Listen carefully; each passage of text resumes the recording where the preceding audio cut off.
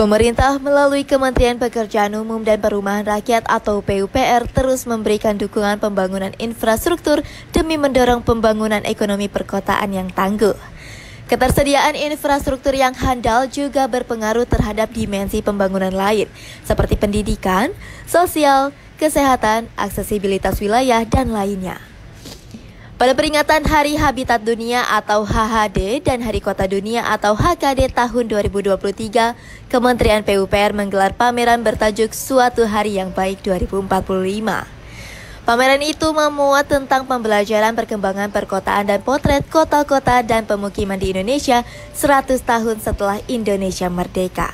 Ya, jadi memang sudah disadari oleh pendiri bangsa kita ya, Pak Wakil Presiden Muhammad Hatta itu menyatakan bahwa warga itu bisa dikatakan sejahtera apabila memang sudah tersedia dan memiliki rumah, perumahan, lingkungan yang sangat-sangat baik, layak, dan itu bisa menunjukkan bahwa kita sebagai bangsa Indonesia itu sudah bangsa yang sejahtera.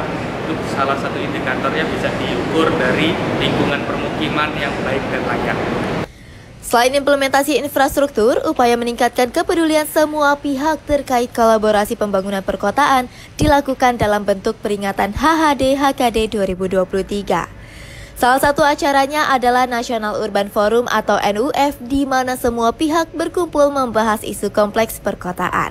Selaras dengan cita-cita dari Konferensi Habitat sebagaimana tercantum dalam New Urban Agenda yang juga bagian dari Sustainable Development Goals, permukiman yang layak tidak bisa ditawar-tawar lagi.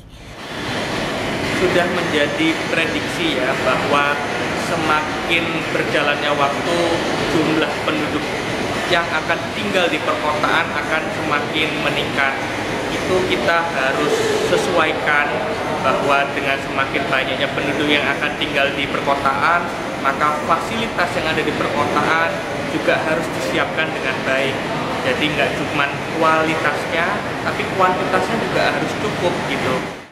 Di era globalisasi seperti ini, isu perkotaan menjadi penting untuk diperhatikan. Pasalnya di kota terjadi perputaran ekonomi yang berdampak terhadap kehidupan warganya. Karena kita harus memahami urbanisasi segala macam, globalisasi dan lain-lain, itu tidak lepas bahwa kota merupakan salah satu indikator untuk perkembangan ekonomi.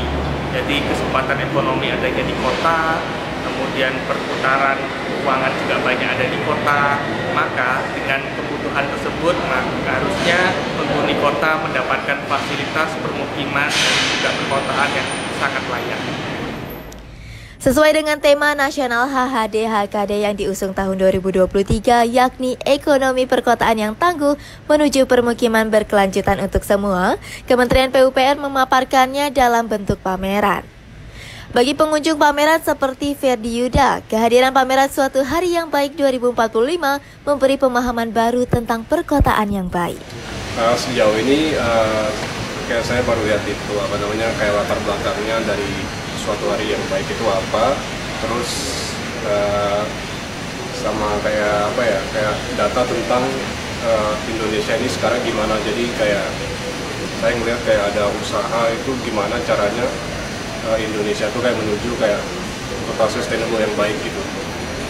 Hingga tahun ini, Kementerian PUPR telah menyelesaikan pembangunan infrastruktur perkotaan seperti tempat pemrosesan akhir atau TPA sampah, instalasi pengolahan air limbah atau IPA, instalasi pengolahan limbah terpadu atau IPLT, serta ragam program infrastruktur berbasis masyarakat seperti penyediaan air minum dan sanitasi berbasis masyarakat atau PAMSIMAS dan sanitasi berbasis masyarakat atau SANIMAS. Menurut saya, kalau dilihat dari Jakarta kondisi sekarang ya, itu masalah lingkungannya udah lumayan terlihat, misalnya dari polusi sama pencemaran sampah gitu. Jadi kayak gimana caranya, cara mengatasinya agar si kota ini bisa tetap berlanjut dengan lingkungan yang bersih, yang mendukung